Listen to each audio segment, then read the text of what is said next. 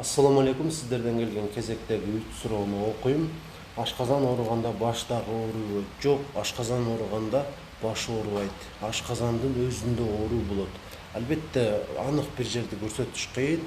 Ушул курсакта оорулар болот. Анан ооруу дагы күчтүү болбойт. Бир аз болуп турат, бирок андан сырткары тамак болгон табитиңиздер жоголуп кетет. Жана ошондой эле мүнөзүңүздөрдө дагы бир аз өзгөрүү болушу мүмкүн. Туруксуз болуп каласыздар, ачуулуу болуп калышыңыздар мүмкүн.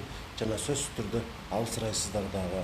Бул ушул ашказанда сезгөнү бар экендигин билдирген белгилер. Хеликобактер пилори жок болушу үчүн эмне кылыш керек? Сөзсүз түрдө антибиотик ичилет.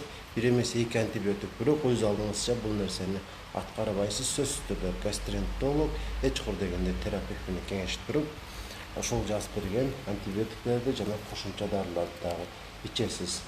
Омепразолду кайсы учурда ичүү керек? Омепразолду өз алдыңызча иче берсеңиз болбойт, жана узак убакыт ичүү дагы мүмкүн эмес. Сөзсүз түрдө муну дагы ошол жазып бергенде ичкенибиз жакшы. Эми кайсы ооруларда ичилет?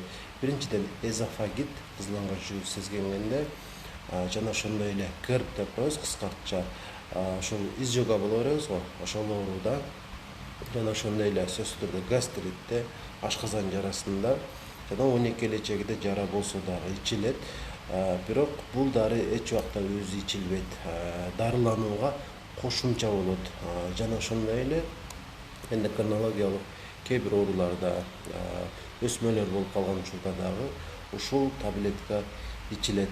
Жана ашказанда башка дагы көйгөйлөр болуп калса дагы биринчи кезекте ушул таблеткага дагы басым жасалат. Бирок ойдо да айтып өткөнүмдөй, эч убакта бул таблетка өзү ичилбейт, дарыланууга кошумча жардам болот.